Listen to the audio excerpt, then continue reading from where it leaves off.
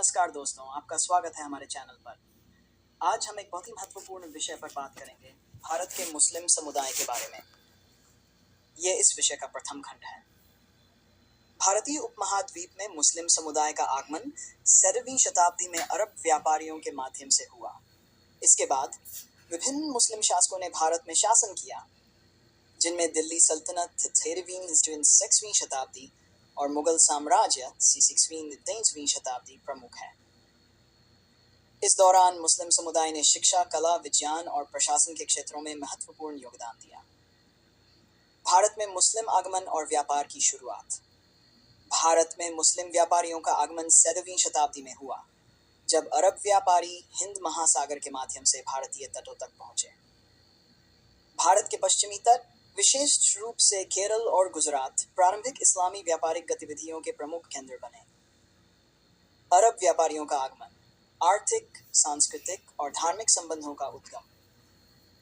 अरब व्यापारियों का आगमन भारतीय इतिहास में एक युगांतरकारी घटना थी, जिसने उपमहाद्वीप के केवल आर्थिक परिदृश्य को गहराई से प्रभावित किया, बल्कि सांस्कृतिक संश्लेषण और धार्मिक आदान प्रदान के लिए भी उपजाऊ भूमि तैयार की।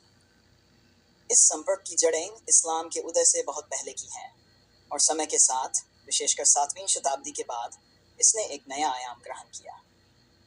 प्राक इस्लामी काल में अरब व्यापारियों का आगमन 6वीं शताब्दी ईस्वी पूर्व से 7वीं शताब्दी ईस्वी तक। भारत प्राचीन काल से ही अपनी अतुलनीय समृद्धि, उच्च गुणवत्ता वाले मसालों जैसे काली मिर्च, इलाया चीनी, उत्कृष्ट रेशम, बहुमूल्य रत्नों जैसे हीरे, नीलम, पन्ना और विभिन्न प्रकार की विलासिता की वस्तुओं के लिए विश्व प्रसिद्ध था। ये वस्तुएं अरब व्यापारियों के लिए चुंबक की तरह थीं, जो सदियों से इन कीमती उत्पादों की तलाश में भारतीय तटों की ओर आकर्षित होते रहे थे। व्यापार मार्ग और केंद्र। अरब व्यापारी मुख्य रूप से समुद्री मार्गों का उपयोग करते थे, जो उन्हें भारत के पश्चिमी तटों तक ले जाते थे।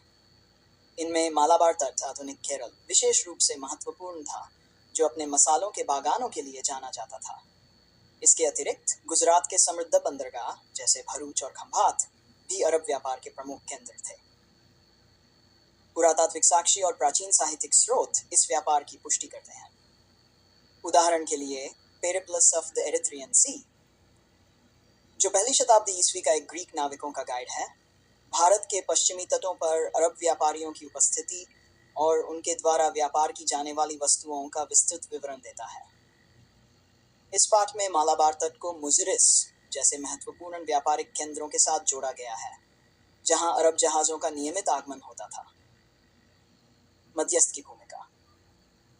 रोमन साम्राज्य के साथ भारत के व्यापारिक संबंधों के चरम पर पहली शताब्दी ईस्वी पूर्व से 3री शताब्दी ईस्वी तक अरब व्यापारियों ने एक महत्वपूर्ण मध्यस्थ की भूमिका निभाई।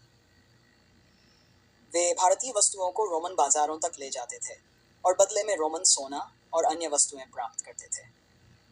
प्लिनी द एल्डर, पहली शताब्दी ईस्वी के एक रोमन लेखक, ने भारत से रोमन साम्राज्य में मसालों और विलासिता की वस्तुओं के आयात की मात्रा पर चिंता व्यक्त की है, जिसमें अरब व्यापारियों की महत्वपूर्ण भूमिका थी।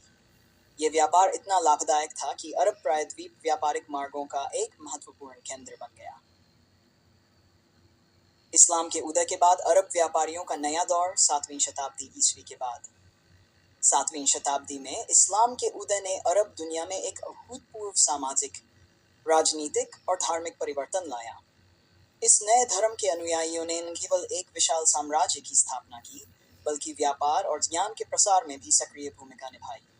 अरब व्यापारियों के भारत के साथ सदियों पुराने संबंध इस नए धार्मिक और सांस्कृतिक आवेग से और मजबूत हुए। व्यापार और धर्म का संगम। इस्लाम के प्रारंभिक अनुयायियों में कई व्यापारी थे, जिन्होंने अपने व्यापारिक अभियानों के दौरान इस नए धर्म के संदेश को दूर दूर तक पहुंचाया। ऐतिहासिक स्रोतों के अनुसार इस्लाम के पैगंबर मोहम्मद सल्लल्लाहु अलैहि वसल्लम स्वयं एक व्यापारी थे और व्यापार को एक सम्मानजनक पेशा मानते थे। इस कारण से अरब व्यापारी न केवल वस्तुओं का आदान प्रदान करते थे, बल्कि अपनी धार्मिक मान्यताओं और सांस्कृतिक परंपराओं को भी भारत के तटीय क्षेत्रों में शांतिपूर्वक फैलाते रहे। स्थानीय समुदायों के साथ संबंध।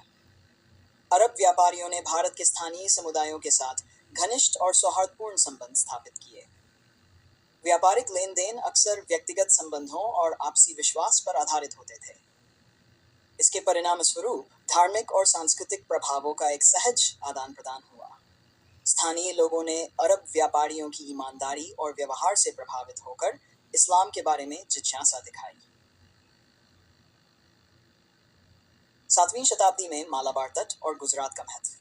7वीं शताब्दी में अरब व्यापारियों का आगमन विशेष रूप से मालाबार तट, केरल और गुजरात के तटीय क्षेत्रों में महत्वपूर्ण था। मालाबार तट, जो अपनी उच्च गुणवत्ता वाली काली मिर्च और अन्य मसालों के लिए विश्व प्रसिद्ध था, अरब व्यापारियों के लिए एक प्रमुख आकर्षण का केंद्र बना रहा। ऐतिहासिक दस्तावेजों के अनुसार 7वीं शताब्दी तक मालाबार तट पर अरब व्यापारियों की एक महत्वपूर्ण उपस्थिति स्थापित हो चुकी थी। वे न केवल मौसमी व्यापार के लिए आते थे, बल्कि धीरे धीरे स्थायी रूप से बसने भी लगे थे। स्थानीय समुदायों के साथ विवाह संबंधों की स्थापना ने एक अनूठी मिश्रित संस्कृति को जन्म दिया, जिसमें अरब और भारतीय तत्वों का सामंजस्य देखा जा सकता है। आज भी केरल के मालाबार क्षेत्र में मोपला समुदाय इस ऐतिहासिक मिश्रण का जीवंत प्रमाण है, जिनकी परंपराओं और रीति रिवाजों में अरब प्रभावों को स्पष्ट रूप से देखा जा सकता है। गुजरात का तटीय क्षेत्र, जो प्राचीन काल से ही एक समृद्ध व्यापारिक केंद्र रहा था, अरब व्यापारियों के लिए एक महत्वपूर्ण ठिकाना बना रहा। वल्भी और अनहिलवाड़ा पाटन जैसे बंदरगाह अरब व्यापार के महत्वपूर्ण केंद्र थे। यहाँ भी अरब व्यापारियों ने व्यापार के साथ साथ अपनी धार्मिक पहचान को स्थापित किया।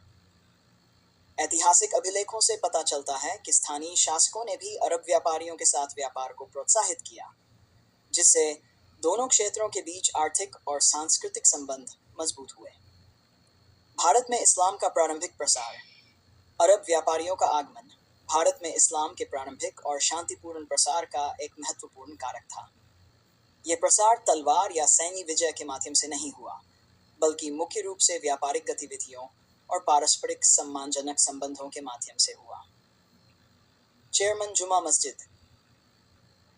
मालाबार तट पर स्थित चेयरमन जुमा मस्जिद को भारत की पहली मस्जिद माना जाता है।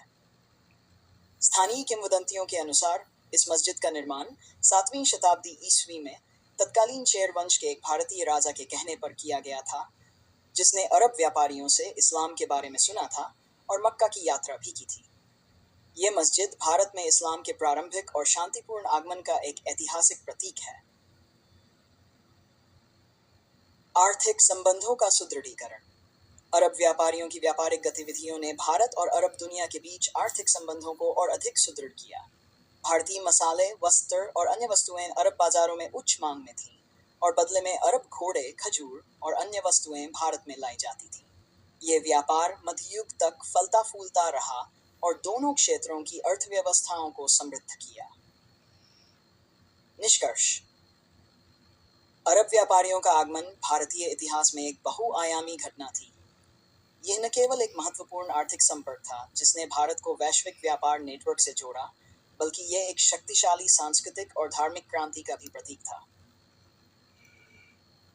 अरब व्यापारियों ने अपने साथ न केवल व्यापार की वस्तुएं लाईं, बल्कि एक नए धर्म और एक समृद्ध संस्कृति के विचारों को भी साझा किया, जिसने भारत के तटीय क्षेत्रों के सामाजिक ताने बाने को गहराई से प्रभावित किया। आज भी भारत के तटीय क्षेत्रों, विशेष रूप से केरल और गुजरात की संस्कृति और परंपराओं में इस ऐतिहासिक संपर्क की अमिट छाप दिखाई देती है, जो सदियों पुराने आर्थिक, सांस्कृतिक और धार्मिक आदान प्रदान की कहानी बयां करती है। भारत और अरब के बीच व्यापारिक संबंध। ऐतिहासिक गहराई और वर्तमान विस्तार। भारत और अरब के बीच व्यापारिक संबंध सहस्राब्दियों पुराने हैं, जिनकी जड़ें सिंधु घाटी सभ्यता तक फैली हुई हैं। इन व्यापारिक गतिविधियों ने न केवल दोनों क्षेत्रों की आर्थिक समृद्धि को आकार दिया, बल्कि संस्कृति, परंपराओं, भाषाओं और विचारों के आदान प्रदान के लिए एक महत्वपूर्ण माध्यम के रूप में भी कार्य किया।